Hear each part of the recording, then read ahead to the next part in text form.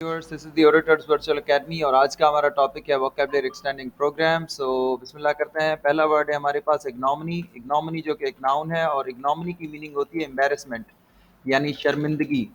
यहाँ पे उर्दू में भी लिख लेता हूँ। इग्नोमिनी का मतलब होता है शर्मिंदगी और इसके सिनोनियम्स हैं हमारे पास, वो है ह्यूमिलिएशन और डिस्ग्रेस और शेम। ये हमारे पास इसके सिनोनियम्स हैं। Antonym we have got is, अब सिनोनियम्स का मतलब होता है एक जैसी माना वाले दिखाने वाले अल्फाज और एंटोनियम का मतलब होता है उसकी अपोजिट मुखालिफ माना दिखाने वाले अल्फाज।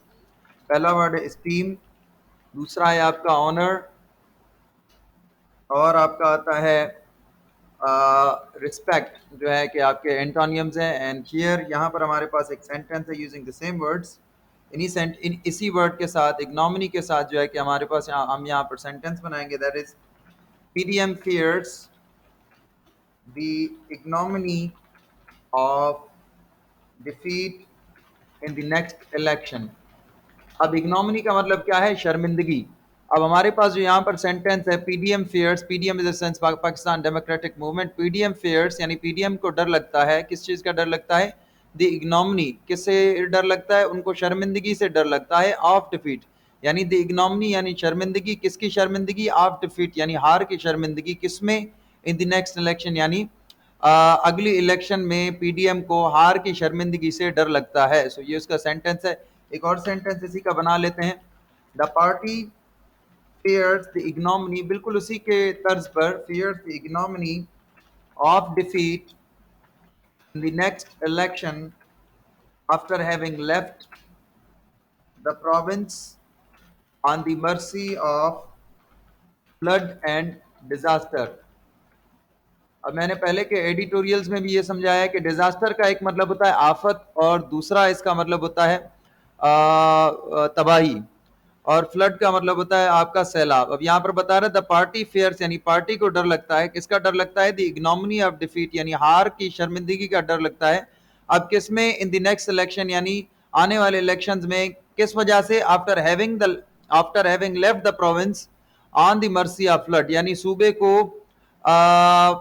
बाढ़ के रहमो करम पर छोड़ने के बाद। अब खाली बाढ़ के रहमो करम पर नहीं है, फ्लड एंड डिजास्टर यानी आफत और सैलाब, आफत और सैलाब के रहमो करम पर सूबे को छोड़ने के बाद पार्टी को डर लगता है अगले इलेक्शन में शर्मिंदगी का। ठीक है जी। अब हमारे पास दूसरा वर्ड है that is rampant. Rampant is an adjective. Rampant का मतलब होता है वाइड स्प्रेड, मतलब वसी, फैला हुआ। ठीक है जी। अब वाइड स्प्रेड जो है कि ये हमारा इसकी मीनिंग है और इसके सिनोनियम्स है हमारे पास। सिनोनियम्स यानी एक जैसे माना दिखाना वाले अल्फाज।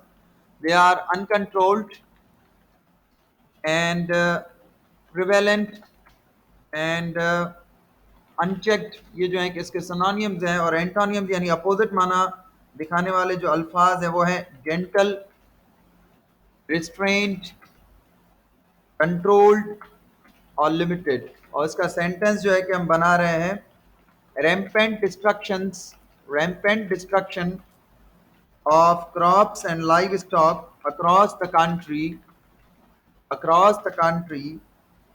will increase food insecurity and drought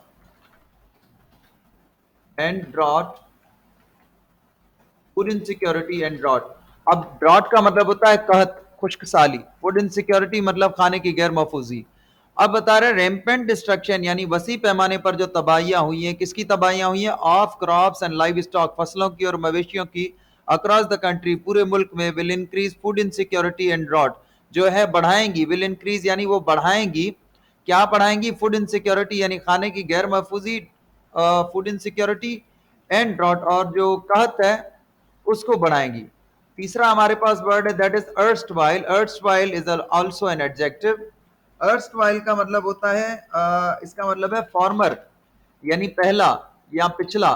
और इसके जो सिनोनियम्स हैं, पहला सिनोनियम है प्रीवियस, प्रीसीडिंग, पास्ट, ये सारे इसके जो है कि सिनोनियम्स हैं। और जो एंटोनियम है अपोजिट मीनिंग वाले अल्फाज हैं वो है प्रेजेंट, कॉन्टेम्पररी और करंट।